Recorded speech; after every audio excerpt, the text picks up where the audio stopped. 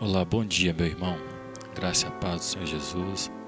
Quero falar sobre misericórdia e sacrifício com você. E o texto dessa palavra, dessa meditação, quero que você vá lá comigo. Mateus, Evangelho de Mateus, no capítulo 9, no verso 12 e 13. Diz assim, o texto: Os sãos não precisam de médico, e sim os doentes.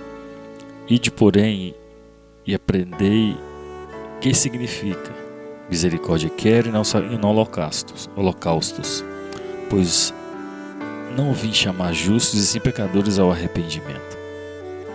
Essas palavras aqui, a palavra do nosso Senhor Jesus, Mateus escreveu isso, e o contexto dessa palavra é quando os fariseus, um grupo de religiosos, homens que cuidavam demais, de forma até exagerada, dos valores da religião, e eles, baseado no conceito que eles tinham de comportamento moral e de justiça, eles questionam Jesus, diante da lei que eles defendiam, por que Jesus ele se assentava com publicanos e pecadores, e ele era conhecido aquele que se assenta com publicanos e pecadores. Aí Jesus dá essa resposta, ele fala: os sãos não precisam de médico, e sim os doentes, E é algo também que parece óbvio, que o médico ele foi destinado àqueles que estão doentes, aqueles que estão passando por algum momento de enfermidade ou precisam de cuidados médicos, de serem atendidos para recuperar a sua condição de saúde, E Jesus repete esse texto proferido pelo profeta Oséias, no capítulo 6, verso 6. Ele repete no verso 13 de Mateus, capítulo 9, ele repete: olha, misericórdia quero e não holocaustos. Então esse texto, ele traduz um desejo, uma vontade de Deus de há muito tempo. É uma coisa que a gente sabe, que o nosso Deus é um Deus imutável. Deus ele não muda, ele não varia com as circunstâncias ou situações. E Jesus então faz repetir um texto que havia sido profetizado pelo profeta há mais de 2000 anos atrás, Muito mais, quando Jesus ele repete esse texto, de Oséias, esse texto já tinha sido escrito, profetizado há muitos anos, mais de 1000 anos atrás, vamos ser um pouco mais precisos nisso. Então esse texto reflete, a fala de Jesus reflete o caráter do amor de Deus, a vontade dele, O que Deus quer, qual que é a preocupação de Deus. Então assim, revela aqui, querido, que Deus é aquele que está sempre disposto a trazer a sua misericórdia, muito mais do que os sacrifícios e os exercícios dos rituais religiosos. E às vezes a gente, quando defende a nossa fé, quando a gente está na expressão da nossa fé diária, às vezes a gente se preocupa tanto em fazer aquilo que a nossa religião, aquela referência, que nós temos para expressar a nossa comunhão com Deus, E aí a gente se preocupa demais com o que a religião está nos ensinando, está falando, está fazendo. E Jesus ele questiona esses fariseus, esses homens, porque eles estavam colocando a justiça da religião, a justiça que expressava o homem por meio da religião, acima da misericórdia, da vontade de Deus. E a gente sabe que a religião, na verdade, é um fenômeno, que tem a ver com a nossa experiência com o transcendental, com aquilo que é sobrenatural. A religião nada mais é que a experiência que o homem tem com o divino, com Deus, e aí ele traduz isso em normas, em rituais, Ele cataloga essa experiência e estabelece às vezes isso como uma referência. E o problema está exatamente quando isso se torna referência e a religião começa a tomar conta, começa a influenciar a nossa vida, as nossas atitudes. Então é isso que Jesus questiona. Olha, eu não quero sacrifício, eu não quero os seus rituais, eu não quero as suas ofertas, o que eu quero é misericórdia. Salmo 51, no verso 16 e 17, Davi fala: pois não te comprases em sacrifício. Davi está expressando algo aqui uma oração a Deus e falando com Deus daquilo que ele conhecia de Deus. Pois não te comprazes em sacrifícios. Do contrário, eu os daria todos, traria todos ao Senhor. Tu não te agrades de holocaustos. E Davi fala ainda no verso 17: sacrifícios agradáveis a Deus são um espírito quebrantado, coração compungido, contrito, não desprezarás a Deus.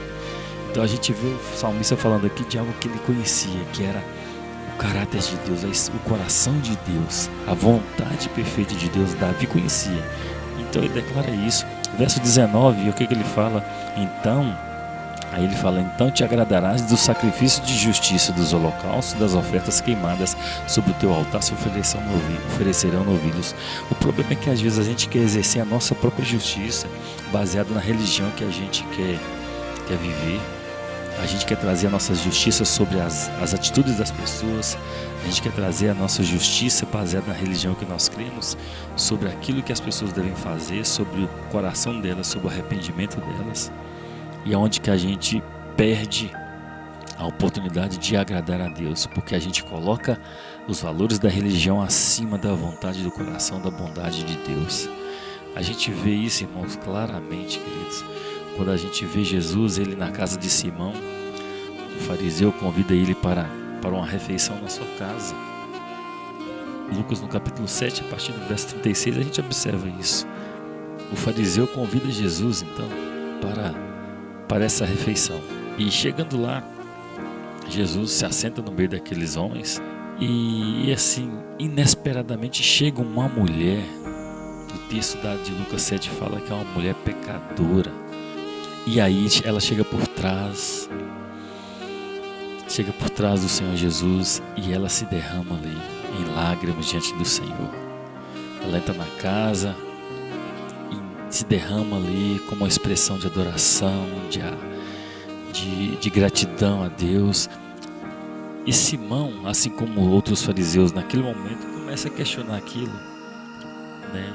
Questionar quem é a autoridade de Jesus, falando se Jesus fosse um profeta mesmo, ele saberia quem é essa pecadora e não permitiria isso. Aí Jesus lança uma parábola, querido, uma parábola maravilhosa. Ele fala assim, olha, ele fala no verso 41, Lucas 7, 41: um certo credor tinha 2 devedores, um devia-lhe 500 dinheiros ou 500 denários e outro 50. E não tendo eles com que pagar, perdoou-lhes ambos. Aí Jesus questiona, Jesus lança a pergunta: diga para mim, pois, qual desses 2 devedores amará mais o credor que perdoou? Aí Simão rapidamente, no ímpeto, respondeu: tenho para mim que é aquele a quem mais perdoou. E ele lhe disse: julgaste bem. Essa parábola nos ensina algo maravilhoso. Coloca 2 credores, um que devia 50 denários, outro que devia 500. A gente sabe que um denário era o salário de um trabalhador, na época bíblica, era um dia de salário de um trabalhador. Imagina só, um homem que devia mais de 1 ano de trabalho, 500 denários é mais quase 1 ano e meio de trabalho. E o outro que devia quase que 2 meses de trabalho. Então, assim, existiam entre eles que deviam muito mais. A dívida era muito mais pesada. Mas o outro devia 50. Mas igualmente, ambos eram devedores. Ambos estavam na mesma situação de devedores. Eles estavam com a dívida alta. E aí, a questão é, querido, é quando a gente está tão preocupado de atender uma religião, de ficar preocupado com a justiça dessa religião, com os valores demais dessa religião, e a gente esquece de reconhecer e olhar para o próprio umbigo, vamos dizer assim, para o próprio coração, de enxergar que nós somos também devedores, tão devedores quanto aquele que deve mais que nós. Quando a gente acha que a religião ela é a salvadora, é ela que nos redime do nosso pecado, a gente começa a usar da justiça humana para julgar o nosso irmão, para julgar o outro, para trazer condenação, para trazer salvação e condenar uns e salvar outros. Então eu quero te dizer que a religião ela não pode salvar ninguém. A A religião não pode mudar o destino espiritual de ninguém. A religião não pode resgatar ninguém de nenhuma condição de condenado. O que nos resgata, o que nos redime, o que nos transforma é a misericórdia e o amor de Deus. Por isso o texto do início desse devocional fala: eu quero a misericórdia e não sacrifício. Oséias 6,6, misericórdia quero e não sacrifício. Mateus no capítulo 9, no verso 13, olha o verso 13, misericórdia quero e não holocausto, pois não vim chamar justos e pecadores ao arrependimento. A gente vê no livro do profeta Jonas, um homem que foi um profeta levantado por Deus. Na verdade, no capítulo 1, Deus envia Jonas para pregar a cidade de Nínive, para que houvesse arrependimento no coração, para que Deus, e havendo arrependimento, Deus não destruiria a cidade. E Deus envia Jonas, e Jonas, com esse desejo de que a justiça fosse feita, o juízo viesse sobre Nínive, porque eram inimigos cruéis, né, da nação de Israel, e o desejo de Jonas era que eles fossem de fato punidos, era que Deus destruísse mesmo a cidade. Mas Deus envia Jonas para pregar para os seus inimigos, para que houvesse arrependimento. Olha, nos faz lembrar esse texto, Deus enviando o seu filho, enviando os seus profetas, seu profeta para pregar para um povo inimigo desse povo que ele amava. E a gente vê que isso reflete o caráter do amor de Deus, que Deus é aquele que nos ensina, né, que nós devemos de fato amar aqueles que nos perseguem, devemos orar, abençoar aqueles que nos perseguem, os nossos inimigos têm que receber a nossa bênção.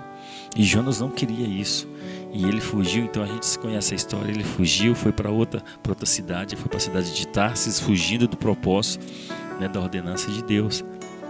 E aonde que a gente conhece, né, ele pega um barco, esse barco é tomado por uma tempestade violenta que começa a colocar risco de morte, na verdade, a todos os ocupantes do barco. E onde que Jonas é lançado ao mar, um peixe passa, engole Jonas fica 3 dias e 3 noites no interior desse peixe. Depois Deus faz o peixe vomitar Jonas, e aí Jonas, arrependido, ele compõe um salmo. A gente vê ele compondo esse salmo no capítulo 3 do livro do profeta Jonas. E é antes que Jonas ele vai e prega a cidade. Depois que ele retoma então o propósito dele, ele começa a pregar. Ele fica 3 dias pregando em Nínive, anunciando a misericórdia e a graça de Deus. E a gente vê no capítulo 3, verso 9 e 10 do livro de Jonas. Fala assim, ó: assim, quem sabe Deus permita que continuemos a viver e não ficará tão furioso a ponto de querer nos destruir. E quando Deus viu que havia deixado de lado seus maus costumes, abandonou seu plano de destruir os habitantes de Nínive. Queridos, e a gente vê, meditando nesse livro de Jonas, nesse capítulo 3, a gente vê que Jonas se dá por um frustrado demasiadamente. Ele fica muito decepcionado, porque ele queria ver aquele povo destruído. E Deus usa de misericórdia, porque o coração daquele povo foi alcançado, eles se arrependeram. A palavra fala nesse texto que eles se vestiram de pano de saco. O rei declara que nenhum animal no campo, que nenhum morador na cidade poderia comer, todos deveriam jejuar, vestir-se de pano de saco para se arrepender. E Deus contempla no coração desse povo arrependimento, e Ele vem então com a sua misericórdia. Ele vem com a sua misericórdia, com a sua justiça. E aí eu quero, querido, te falar o seguinte, para terminar esse devocional. Deus é aquele, querido, que quer exercer misericórdia. Deus é aquele que quer trazer paz. Deus quer trazer resgate. Deus é aquele que quer mostrar o seu coração de um Deus justo, compassivo, longânimo, benigno. E às vezes a gente se apega tanto aos valores de uma expressão de religião, e a gente começa a ser muito justos, né, ao nosso ver. Queremos exercer a nossa justiça própria. A gente quer ser muito justo quando a gente tem a religião como referência, e perde o nosso foco, que é o coração de Deus, que é a vontade perfeita dele, que é a justiça em Cristo Jesus, que é a misericórdia em Cristo Jesus, aquele que se assentava e se reunia com publicanos e pecadores. Ele veio para os doentes, não para os sãos. Amado, o nosso chamado é para aqueles que estão padecendo, perecendo, precisando de uma cura, de uma palavra de arrependimento, de transformação, uma palavra que conduza eles a uma nova vida. Nós fazemos parte daquele grupo que deve, seja 500, seja 50, 100. Precisamos olhar para nós mesmos e vermos que nós estávamos na mesma situação e fomos amados de forma tão poderosa, tremenda. Então vamos conduzir outros, vamos deixar nossa justiça de lado, vamos levar outros a conhecer esse amor eterno, esse amor que escapa à nossa capacidade de compreender a sua plenitude. Deus te abençoe nesse dia, meu irmão, minha irmã. Fica na paz do Senhor Jesus e aproveite a palavra, medite, estude em nome de Jesus. Tchau, querido.